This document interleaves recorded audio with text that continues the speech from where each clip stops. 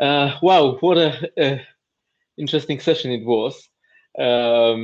Thanks, Olivia, for sharing such an amazing panel, and thanks, panelists, for sharing your insights on data.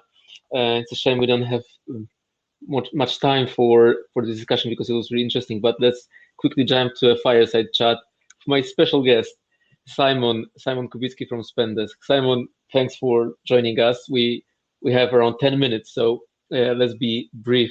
Can you give us a short introduction to Spendesk? Who you are, what you do, what's your role within the company? Sure. Happy to do it. Thank you very much, Michal, for having me here.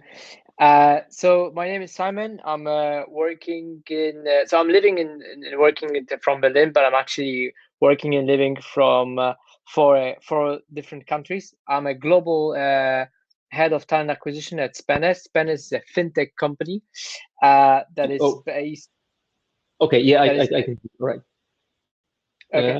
Uh, Sorry, I hope All you right. hear me. So Thanks uh, for that intro. Spendesk. So let me just finish. Um, let me just finish. So Spendesk is a fintech company that is Yeah, working. please finish. There was some sort of a delay, but I think we're back on track now. Okay, superb. So Spendesk is a fintech company that is a spend management software. So we're basically taking care of other companies, like mostly companies from SMB sectors, so from 50 or like 20 employees to 3,000 employees, and we are making sure that they're spending their money smarter. Also with the data about the finance, data about the spending. But we are a payment, banking, and a finance management solution, and I'm taking care of recruiting and hiring for all our four markets. Our three core markets are Germany, UK, and France, and we're also based in US in San Francisco. So it's a lot of coordination when it comes to hiring and recruiting, and we're growing pretty fast. So that's my role, and there's where what kind of background I'm coming from. Okay, thank you. Thank you for that intro. The topic of this conversation is about how do you at Spendesk stay on top of situation when it comes to attracting and retaining talent. So can give us a quick intro to the current market situation? I mean, Spendesk is on constant growth curve Yeah. despite the environment volatility, the pandemic, etc. Can give us some sort of a sneak peek behind the curtains of how do you stay on top of it? Sure, and I'm sure a lot of like companies that are present today is like going through some growth phase. Yeah, we are growing very fast. We just come from a fast growth. We are probably will go through a hyper growth with CVC, and there are a lot of companies that are experiencing growth. But of course, the environment is not very much supportive in terms of meeting people, right? And in terms of talking to people about changes, especially changes to like smaller companies and coming to fintech. So it can be hard. So I think that there is an importance about developing a different plans and different scenarios, and developing a very much the hiring process and a candidate experience that is remote based and it's kind of a digital based. So you need to ensure that as a company, as a business, you are able to provide a great experience and a great opportunity, a great kind of a story about yourself to the candidates that are out there. And don't be wrong, like these candidates are talking to a lot of different companies, because fintech in general is booming, but there are also other tech companies that want to grow, and tech will grow because like this disruptive environment, this disruptive industry, and these disruptive companies are right now thriving in the era of everything it's coming into the digital. Yeah, thank you. That's really interesting. Um, so I, I noticed that you're hiring now across the USA, the UK, the EU, and I googled you guys a bit, and you did 140 new hires in the last 12 months. That's a huge challenge at the moment. So, well, can you shed some more light on how do you bring people on board? I mean, how do you build your communication? What do you build your communication around? I mean, how do you prepare an interesting value proposition for your employees, especially the IT talent here, Yeah. especially? Yeah, so I think for the digital companies that we are in fintech, it's not changing that much. But even we sat together and I know like the leaders sat together also like during the first lockdown and during every second like the next ones, and today we are all kind of adapted to it. Like we sat together, what is changing for us and what is changing for your business, right? So you need to be aware and planning ahead.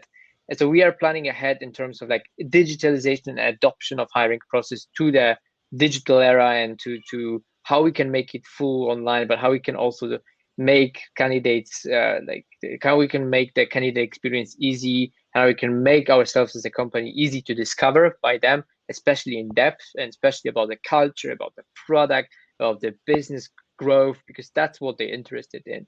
So you need to identify those trends and need to create a business case around it, especially if you are not an owner or a C-level. You need to be able to build a business case for your C-levels around that. And the business case is pretty simple. If you don't have a top talent on the market, you probably will not go through from 20 to 50, from 50 to 100, from 100 to 300, right? And that's our case. Like we hired a lot of people because we hired great people and we re-emphasize on equality. So get this understanding about the trends, get this understanding about that digitalization adoption, but also make sure you're hiring top talent, because top talent will bring your business to the next level. Spot on. That's really impressive. The other aspect I'm keen on touching is, just look at ourselves. We're now working from home, and it significantly affects the way we perceive ourselves on the employee market, both as employees and employees organizations. So, in your opinion, will the work from home, the trend, the status quo so far, will stay for good, or will it disappear after the pandemic? Yeah, it's a very interesting topic for me, and a topic that like was already a trend when we started, like the pandemic, right? Like before we even started the pandemic, there was already a trend, and between 10 and 20% of people were working already remotely, either partially or either fully. And it's only like like the pandemic bring it to the next level, right? Like 50 to 60% of people are working remotely today, and mostly full remotely. Just like for example in Paris, this was just announced a 4 week lockdown, right, once again. So once again more people will work remotely. So it will stay for good, like no doubt about it. It will stay for good. It will stay for majority of jobs, and not only because big techs like Twitter, Facebook, Google, etc. are going in this direction and offering a job remote, and people can be spread around across the country or like different regions, right? They can live somewhere on the in somewhere in Europe, or like somewhere in Poland and somewhere in Germany, somewhere in France, but it still receive like a Paris, London, and Berlin money, Berlin salary. So we need to be able to do it. So I think the biggest challenge here is to offer these remote jobs first, to make this step, to adapt your organization, like make the necessary changes and the whole change management that is needed for adapting remote working. You need to be able to do it organizationally from a payroll perspective. You need to be able to do it with the taxation, with the regulation. And there are already a lot of vendors or a lot of like solutions, even the software that will enable it for you. So this is a highly interesting topic today, but it will stay, no doubt about it. And it's about the governments right now, what they're gonna do, right? So they're always late, and they will probably will be late this time once again. So, but the question is, okay, in terms of taxation, if I'm living in Italy, or if I'm living in France, can I work for the French entity, or can I work for a German entity or UK entity? Okay, UK is outside of the EU, so that will be harder. But and the governments need to align on the regulations that will allow way much more smoother remote working, but it will stay and it will come. It will be one of the biggest changes caused by pandemic. Thanks. I can really relate to that. My last but not least question was to be around the trends you see when it comes to talent market. But there's one question from Jamie that I think relates to mine as well. So can you share your thoughts on the most in demand skill sets or particular job roles that are very, in demand Yeah, now on this competitive market, and how do you sure, think the of trends course, will of course. move? So I think that the question from the audience is very relevant, and that's why we are here today, right? So we are here to learn about data, about how to use data, and how to use the competences of understanding data for our job purposes. And this is one of the key competences that we need to all develop to be able to stay relevant on the job market, because automatization is going further and further and robotics is going further and further. So to be not replaced by a robot or by the automatization by a software, we need to be able to develop a data understanding, the ability to analyze the data, to work with data, to understand the data, to make a decision based on data, to manipulate the data. So all the data around competencies will be highly important. Of course, like all the whole technical understanding, the whole understanding of the business in a technical environment will be highly requested. So this is like something that individuals need to do, and the companies, like if you're an owner of the company, invest in your learning and development around data, because it will bring you long-term benefits, will bring a return on investment. If you can better understand the data and create a value from it for your customers, probably you will be able to like turn this investment into money, that into dollars, euros, or whatever, that will come back because your talent will understand data.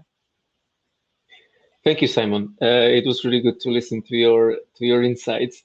That was Fireside Chat regarding how Spendesk stays on top of the situation when it comes to attracting talent.